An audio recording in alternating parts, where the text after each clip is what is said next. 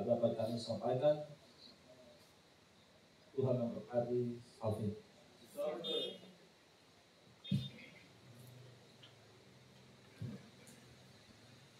Baik, selanjutnya kita memberikan kesempatan yang pertama kepada Rukun Santo Vincentius Apollo untuk menyampaikan usul sarannya terkait dengan kebutuhan kepada Bapak Ibu pengurus rukun. Silakan.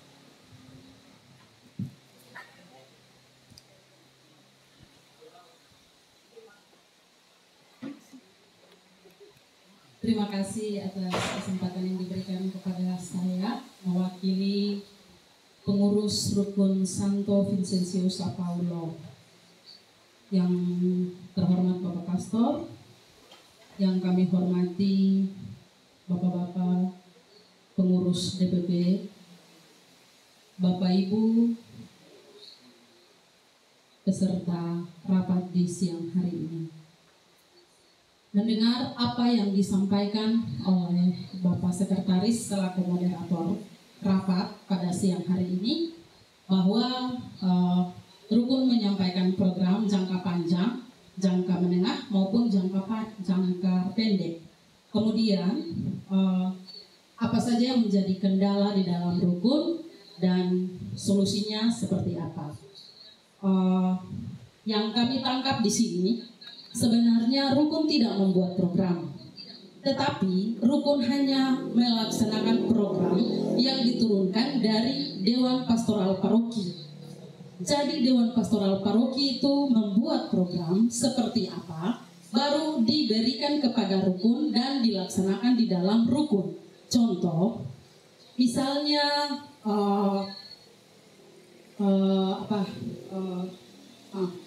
tadi lupa lagi. Misalnya ada program kerja bakti, itu dari Dewan Paroki yang memberikan pengumuman kepada rukun, maka rukun itu melaksanakan kegiatan program itu di gereja. Tidak mungkin rukun kerja bakti di rukun. Itu salah satu contoh.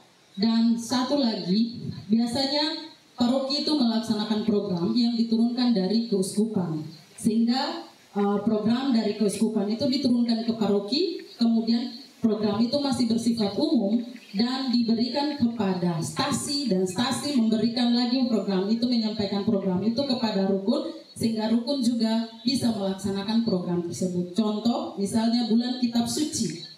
Bulan kitab suci adalah program dari keuskupan, dan kita tahu bahwa program itu dijalankan pada bulan September. Dan salah satu minggu ditetapkan sebagai minggu imperata, sehingga program itu dari keuskupan diturunkan ke paroki. Dari paroki misalnya, dari program umum seperti itu, paroki mungkin menjabarkan lagi ke stasi, dan stasi menjabarkan lagi ke rukun, dan eksekusinya adalah di rukun.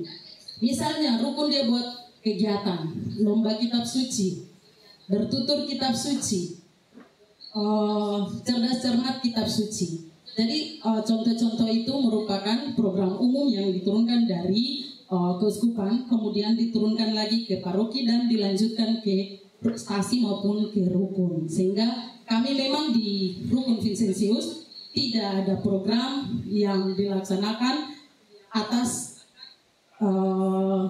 kesepakatan rukun sendiri, tetapi kami melaksanakan segala program yang diturunkan dari paroki ke rukun. Kemudian selama ini yang menjadi kendala di dalam rukun adalah kegiatan-kegiatan peribadatan. Seringkali dalam peribadatan itu banyak umat, sebagian besar sudah sadar, tetapi masih ada juga yang belum sadar dalam persekutuan-persekutuan, kegiatan-kegiatan peribadatan. Baik itu dalam latihan kor bersama maupun ibadah bersama. Mungkin itu. Kemudian di dalam rukun juga ada seksi-seksi yang menangani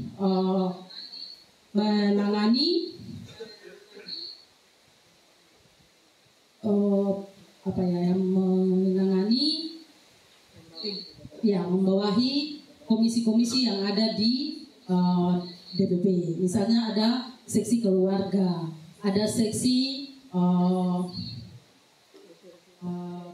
sakramen. Jadi dari rukun sebenarnya melaksanakan apa yang sudah menjadi program dari paroki. Itu saja, terima kasih. Baik, terima kasih buat Ibu Ata yang telah memberikan paparannya. Namun sebelum kami memberikan kepada Bapak Pastor untuk menanggapinya lebih jauh, yang pertama mungkin saya ingin memberikan sedikit gambaran. Saya ulang kembali apa yang saya bacakan tadi tentang agenda. Setiap rukun menyampaikan program kerja apa saja yang telah dijalankan di rukun dan menyampaikan capaian apa saja yang telah diperoleh serta kendala apa saja yang dialami dalam menjalankan program tersebut serta solusi yang telah diambil. Kemudian usul saran. Seperti yang Ibu Ata sampaikan tadi bahwa rukun tidak melakukan program kerja. Benar Ibu. Yang kita sampaikan di sini program kerja yang sudah dijalankan di rukun itu capaiannya seperti apa yang selama ini sudah dijalankan dari seksi-seksi di rukun, kegiatan-kegiatan yang sudah dijalankan di rukun itu sejauh mana capaiannya. Sedangkan yang kita maksudkan dengan usul saran itu bukan rukun buat program kerja untuk DPP, tetapi DPP memberikan kesempatan kepada rukun untuk memberikan usul saran terkait dengan kegiatan-kegiatan apa saja yang selama ini telah dijalankan sesuai dengan gambaran dari kan yang kita dapat dari keuskupan sampai ke tingkat paroki itu gambaran umum. Penjabarannya lebih detail itu nanti di tingkat rukun sesuai dengan kondisi real di lapangan, sehingga pastor paroki menginginkan agar apa yang akan diprogramkan oleh DPP itu merupakan kebutuhan-kebutuhan real di lapangan di dalam umat, sehingga kita membutuhkan masukan-masukan dari rukun terkait dengan kondisi sebenarnya yang ada di dalam rukun, sehingga ketika DPP menyusun program kerjanya itu bisa tepat sasaran. Tujuannya seperti itu, sehingga kita DPP minta untuk dari rukun hadir itu bukan untuk bilang untuk rukun buat program kerja untuk DPP tidak, tetapi kita ingin mendapat masukan-masukan usul saran dari rukun, sehingga apa yang akan dirangkum dalam program kerja DPP nanti itu bisa menjawab kebutuhan di rukun. Mungkin itu penjelasan dari kami. Mungkin ada penjelasan tambahan dari Bapak Ketua sebelum saya memberikan kepada Bapak Pastor Paroki. Oke, baik, terima kasih. Kebetulan sebelum saya duduk di DPP, saya juga pernah jadi ketua rukun Vincentius.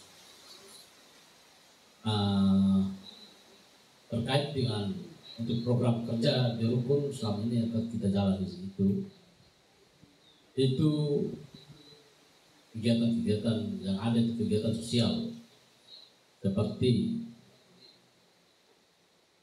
pelayanan orang sakit, pelayanan orang meninggal, dan selama ini juga tidak ada kendala. Lalu untuk kegiatan lain sesuai seksi, kami rasa juga semua sudah berjalan. Seksi-seksi permandian itu kan dari rukun cuman mendata lalu menyodorkan nama-nama yang ikut dan akan menerima sakramen, lalu dimasukkan ke stasi atau DPP. Semua seksi juga begitu. Kalau seksi keluarga, yang kami lihat itu memang ada kendala, tapi kami tidak bisa melaksanakan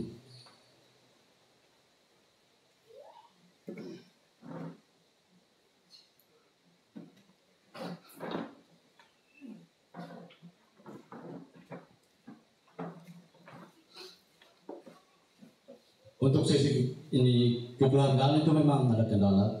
Cuma beberapa keluarga saja di dalam rukun Vincentius itu juga pernah kami sampaikan ke Bapak Pastor terkait kendala-kendala pernikahan. Di rukun Vincentius ada dua keluarga bermasalah.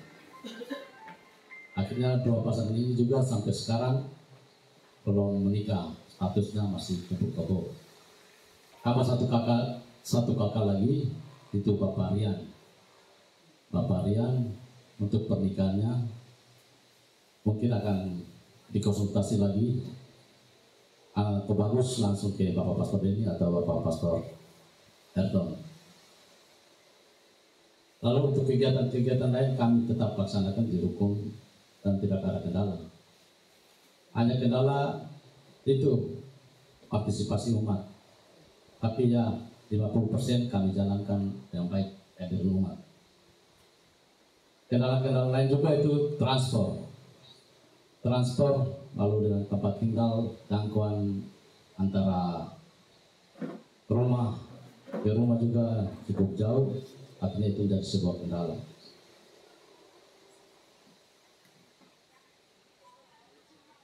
Lalu untuk saya rasa menurut saya untuk rukun ini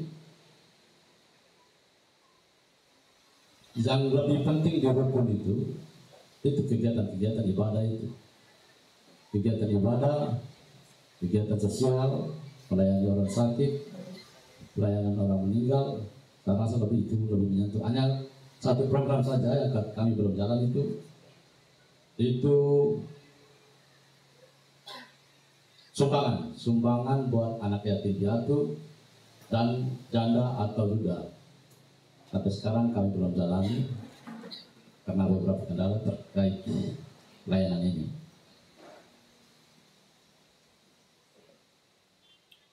Jadi mungkin itu saja yang bisa saya kasih gambarkan untuk kami dari rukun Vincentius biar tidak menjadi perdebatan. Terima kasih, selamat pagi.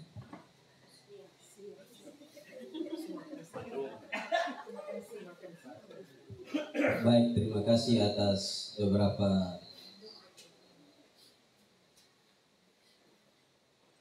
hal yang telah disampaikan oleh Ketua Rukun Dimisioner Bapak Edi Tengah, dan ada beberapa saran. Untuk lebih jelasnya kita akan mendengar sedikit penjelasan dari Pastor Paroki.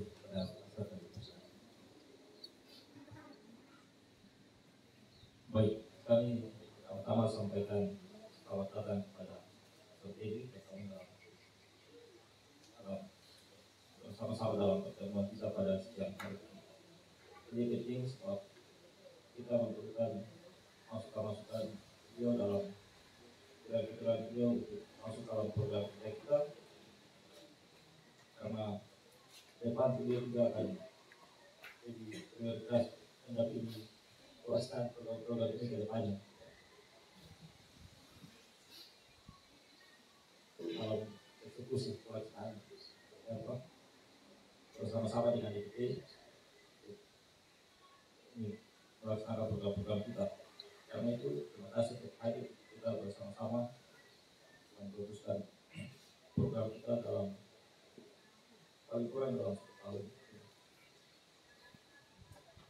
Berikut tadi yang kami mau menyampaikan sedikit soal hal ini supaya kita ketahui bersama bahwa memang ada program yang diturunkan secara berjenjang. Karena itu ada musyawarah pastoral keuskupan, lalu kemudian musyawarah wilayah pastoral wilayah, lalu kemudian musyawarah pastoral pastoral.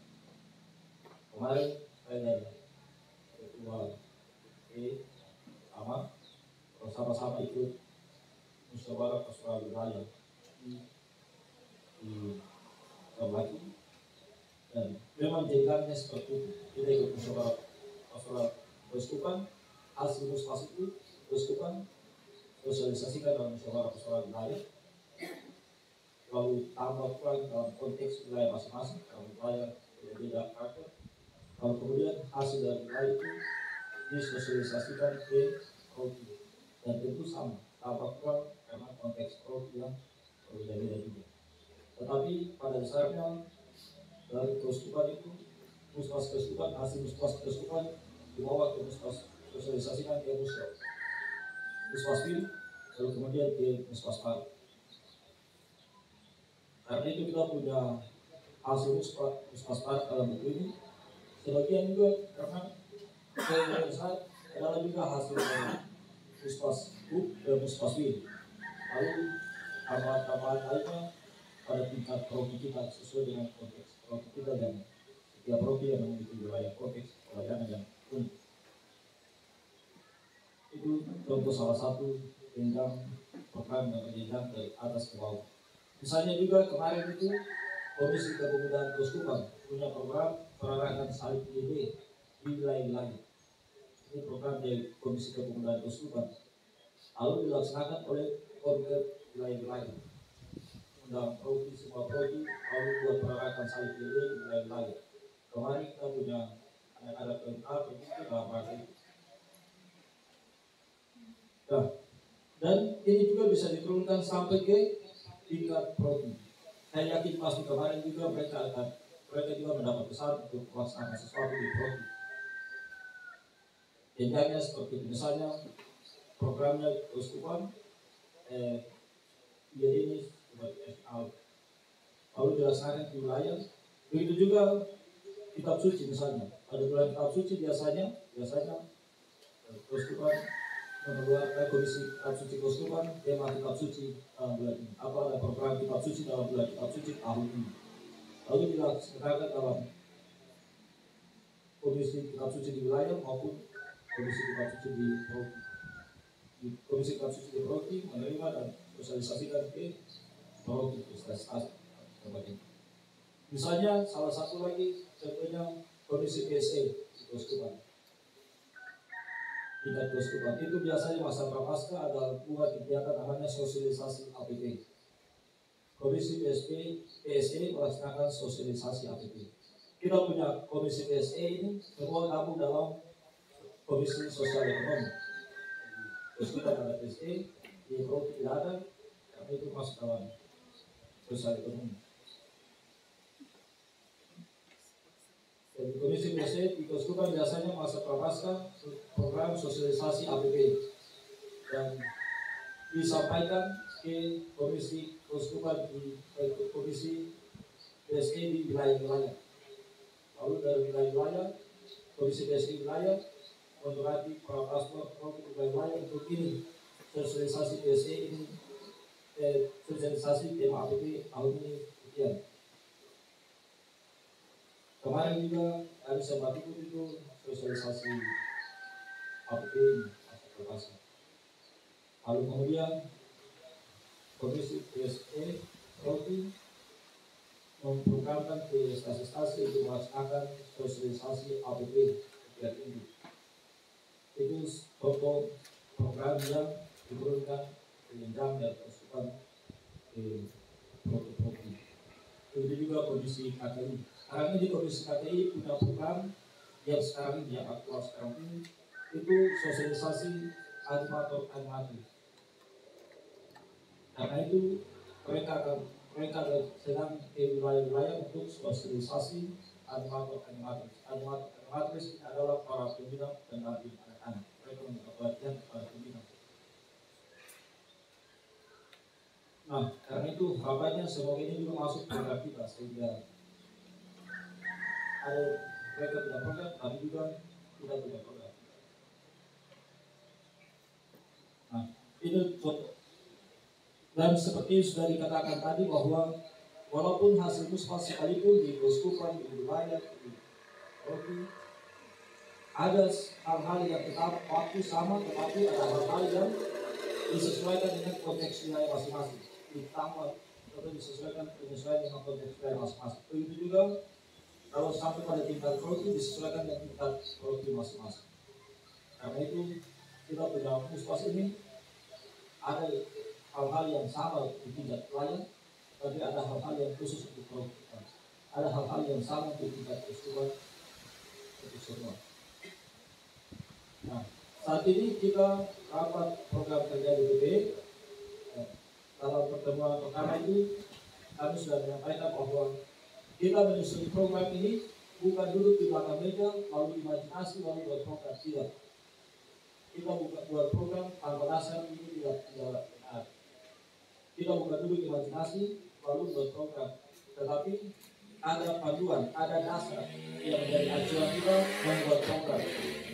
Acuan kita yang pertama adalah visi misi program yang ada di sini. Acuan kita visi misi program. Sehingga program kerja kita adalah untuk eksekusi dari visi misi program, implementasi dari visi misi program. Jadi acuan pertama visi misi program. Lalu yang kedua adalah keadaan atau kebutuhan real umat saat ini. Kebutuhan real umat saat ini.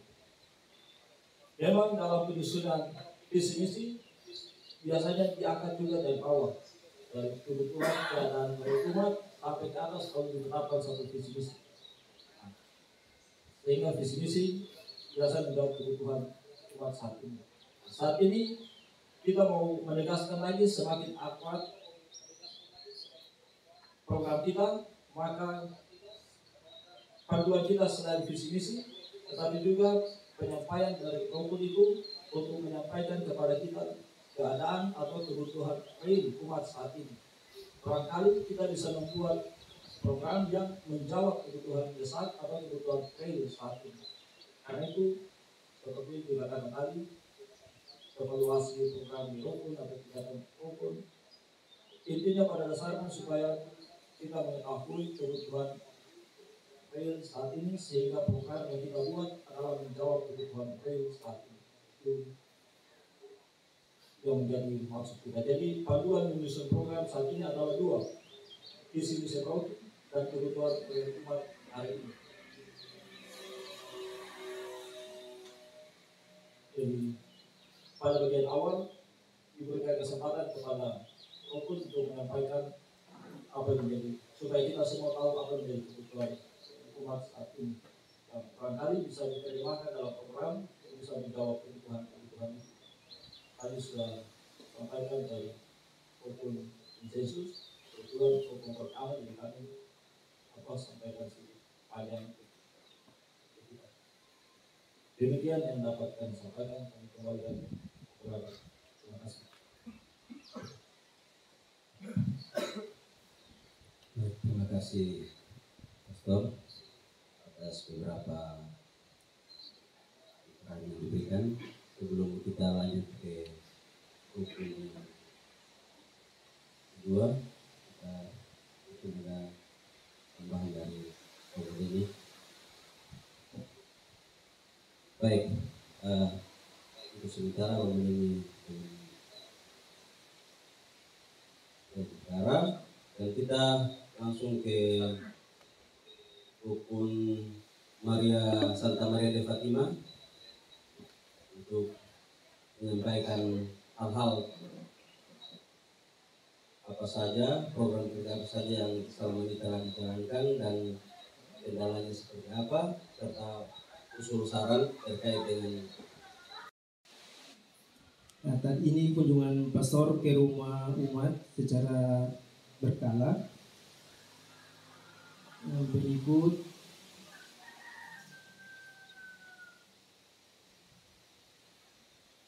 untuk perayaan ibadah rukun perlu ditetapkan oleh pastor paroki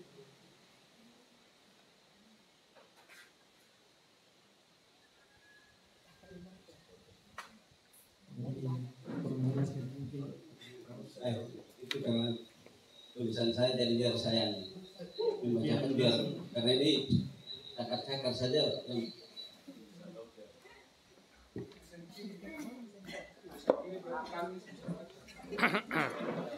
baik. Saya lanjutkan.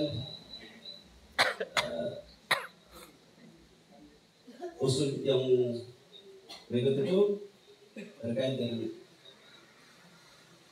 setiap rukun itu menyiapkan petugas, lektor, pemastor, dan umat itu diusulkan rukun menyiapkan beberapa minimal 5 orang untuk diberikan pelatihan sehingga dalam melaksanakan kegiatan itu tidak terkesan yang penting ada.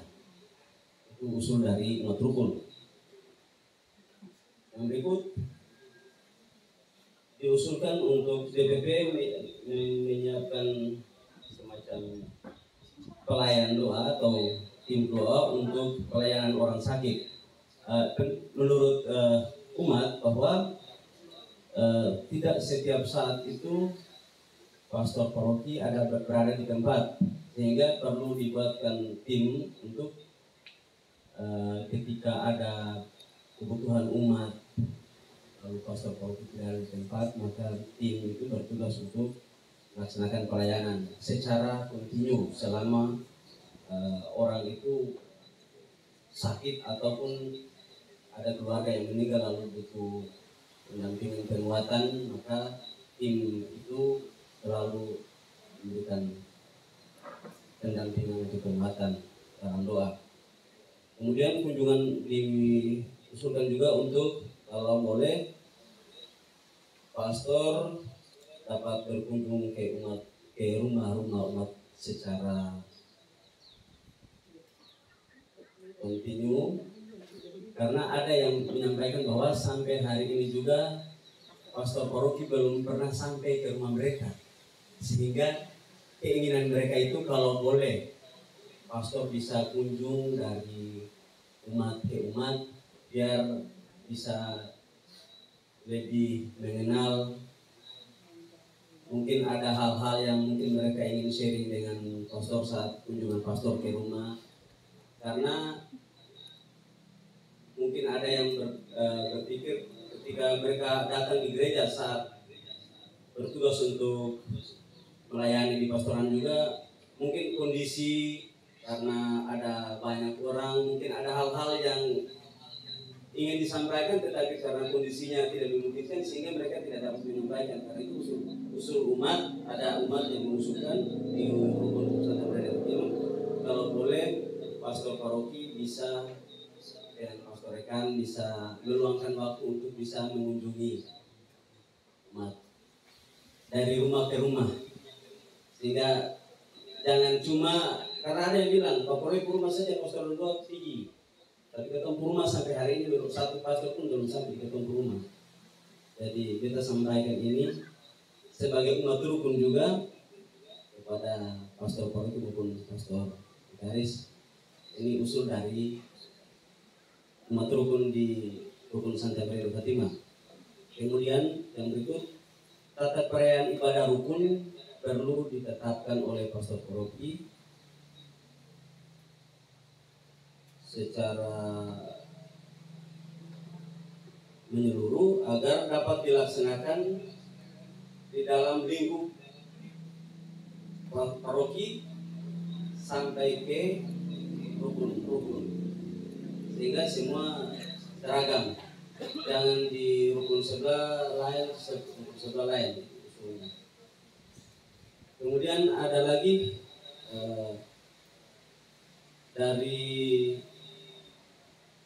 ini cukup banyak ini usulan dari rukun kami, Romo. Untuk sekami diusulkan agar ibadah sekami sekali seminggu setiap minggu sore.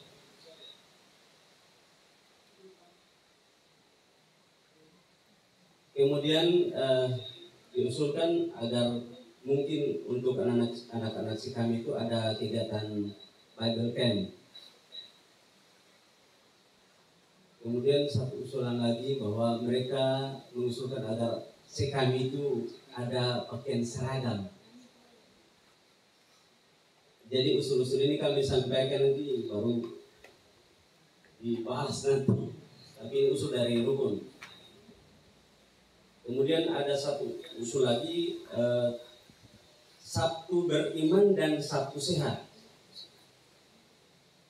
Maksudnya umat diharapkan mungkin hari Sabtu itu semua bisa mengikuti misa pagi.